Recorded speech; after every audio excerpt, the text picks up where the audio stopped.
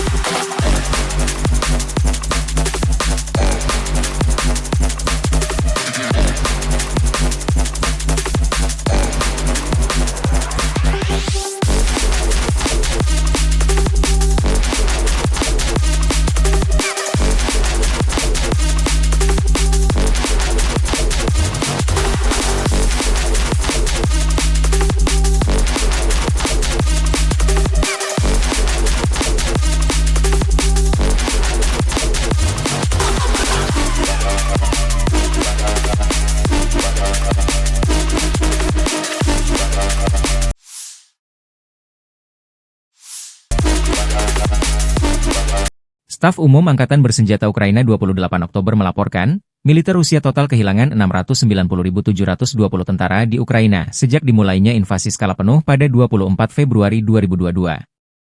Jumlah ini termasuk 1.680 korban yang diderita pasukan Rusia hanya dalam sehari terakhir. Rusia juga kehilangan 7 tank, 51 sistem artileri, 68 pesawat tanpa awak, 40 kendaraan tempur pengangkut personel dan 14 kendaraan khusus militer dalam 24 jam terakhir. Menurut laporan militer Ukraina tersebut, pasukan Vladimir Putin total kehilangan 9.120 tank, 18.395 kendaraan tempur lapis baja, 27.660 kendaraan dan tangki bahan bakar, 19.872 sistem artileri, 1.240 sistem roket peluncur ganda, 984 sistem pertahanan udara, 369 pesawat terbang, 329 helikopter, 17.867 pesawat tanpa awak, 28 kapal dan perahu, dan 1 kapal selam.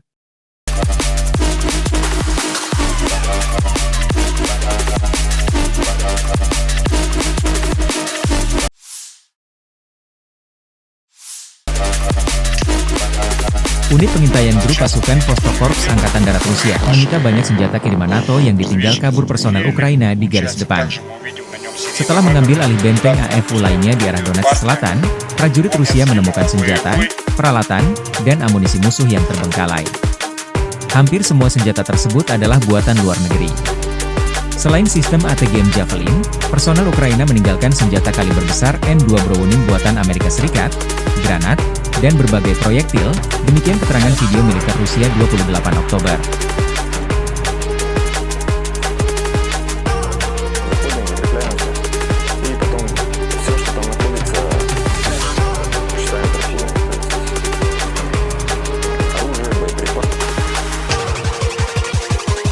Сейчас мы видим видео, которые наши разведчики зафотографировали. Получается, также мы видим на нем серийный номер, дата выпуска, идет партия.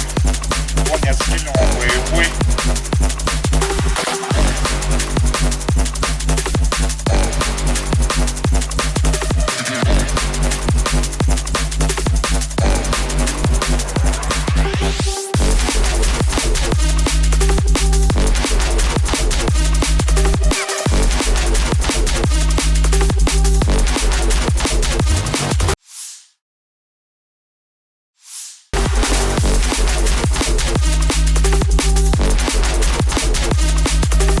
Angkatan bersenjata Rusia terus melancarkan operasi sapu bersih tentara musuh di wilayah Kursk.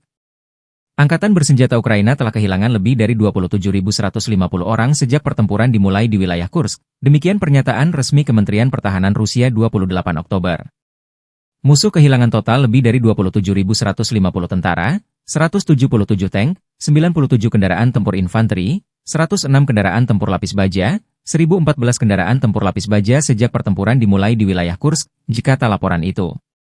Kemenhan Rusia juga mengatakan angkatan bersenjata Ukraina kehilangan lebih dari 250 tentara dan 2 kendaraan tempur lapis baja di wilayah Kursk dalam 24 jam. Kelompok tempur utara menangkis 8 serangan balik di wilayah Kursk dalam 24 jam, sementara pasukan Ukraina kehilangan hingga 60 orang. Korban dari pihak tentara Ukraina mencapai 60 orang, dengan kendaraan tempur lapis baja buatan Amerika Serikat hancur. Angkatan Udara Rusia menimbulkan kerusakan pada pasukan Angkatan Bersenjata Ukraina di dekat 23 pemukiman di wilayah Kursk dan 7 pemukiman di wilayah Sumy.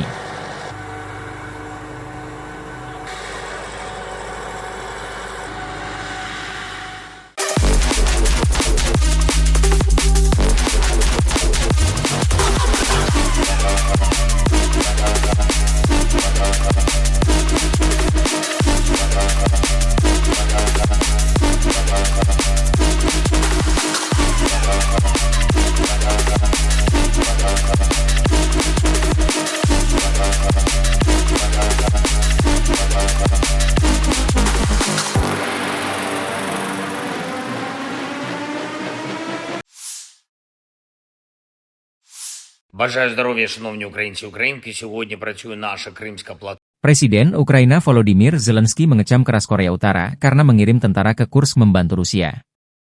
Berdasarkan laporan intelijen Ukraina, Rusia mengangkut tentara Korea Utara ke garis depan melalui truk dengan plat nomor sipil. Demikian pernyataan resmi Badan Intelijen Militer Ukraina, HUR, 27 Oktober waktu Kiev.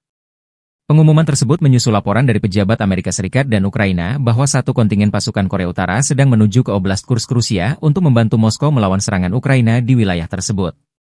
Petugas polisi Rusia pada 27 Oktober menghentikan sebuah truk KAMAZ dengan plat nomor sipil di Jalan Raya Kursk-Voronezh, kata HUR melalui saluran telegram resminya. Kendaraan itu dilaporkan membawa personel militer Korea Utara, tetapi pengemudinya tidak memiliki perintah tempur yang terdokumentasi. Dalam komunikasi radio yang disadap, petugas dari Brigade Marinir terpisah ke-810 Rusia mencoba menyelesaikan masalah truk yang berhenti, menurut rekaman audio yang dipublikasikan oleh HUR. Unit tersebut berharap untuk menerima bala bantuan Korea Utara melalui truk KAMAZ. Sementara Rusia dan Korea Utara awalnya menepis laporan Ukraina bahwa pasukan Korea Utara akan bergabung dalam perang, para pemimpin kedua negara telah mengubah bahasa mereka dalam beberapa hari terakhir, beralih dari penyangkalan menjadi pembenaran.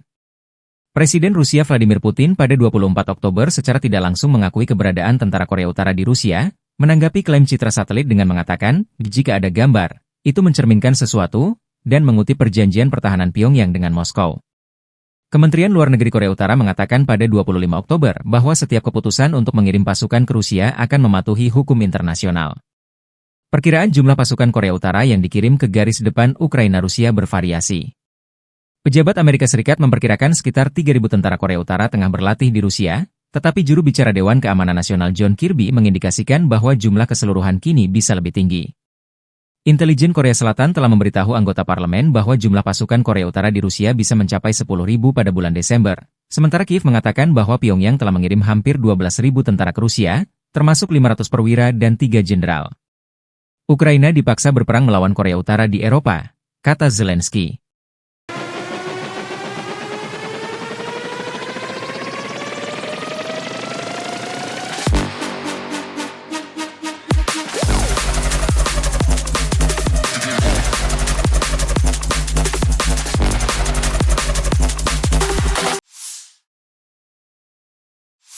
Подразделения группировки войск «Север» на Харьковском направлении нанесли поражение формированием 31-й механизированной и 57-й мотопехотной бригад Вооруженных сил Украины в районах Липцев и Гоптовки. Потери противника составили до 40 военнослужащих и 3 автомобиля. Подразделения группировки «Запад» улучшили тактическое положение. Нанесено поражение живой силе и технике 53-й, 60-й механизированных, 95-й десантно-штурмовой, 3-й штурмовой бригады, 107-й бригады территориальной обороны ВСУ в районах Донецкого, Серебрянского лесничества, Боровой, Петровского. Отражена контратака штурмовой группы противника. Вооруженные силы Украины потеряли свыше 510 военнослужащих, 5 пикапов, 2 105 мм орудия М119, 2 станции радиоэлектронной борьбы «Буковель» и «Анклав». Уничтожены 4 полевых склада с боеприпасами.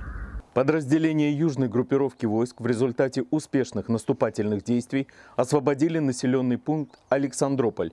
Нанесено поражение формированием 23-й, 54-й механизированных, 3-й, 10-й штурмовых, 79-й десантно-штурмовой, 46-й аэромобильной бригад и 37-й бригады морской пехоты в районах Часова Яра, Звановки, Северска, Дачного, Веселого Гая и Курахова. Отражена контратака штурмовой группы ВСУ. Потери противника составили свыше 740 военнослужащих, 2 боевые бронированные машины, 4 автомобиля, 152 мм орудия Д-20, 122 мм гаубицы Д-30, 105 мм орудия М119, Л-119. Уничтожен склад с боеприпасами. Оперативно-тактическая авиация ударными беспилотными летательными аппаратами, ракетными войсками и артиллерией группировок войск Вооруженных сил Российской Федерации нанесено поражение инфраструктуре военных аэродромов, местам хранения ударных БПЛА, а также скоплением живой силы и военной техники противника в 149 районах. Средствами противовоздушной обороны сбиты 2 управляемые авиационные бомбы «Хаммер», 4 реактивных снаряда «Химарс» и 25 беспилотных летательных аппаратов самолетного типа. Подразделения группировки войск «Центр» продолжили продвижение вглубь обороны противника. Нанесено поражение живой силе и технике 100-й механизированной бригады, 119-й бригады территориальной обороны ВСУ и 12-й бригады Национальной гвардии Украины в районах Щербиновки, Дзержинска, Березков и Клебан-Бык. Отражены 6 контратак штурмовых групп ВСУ.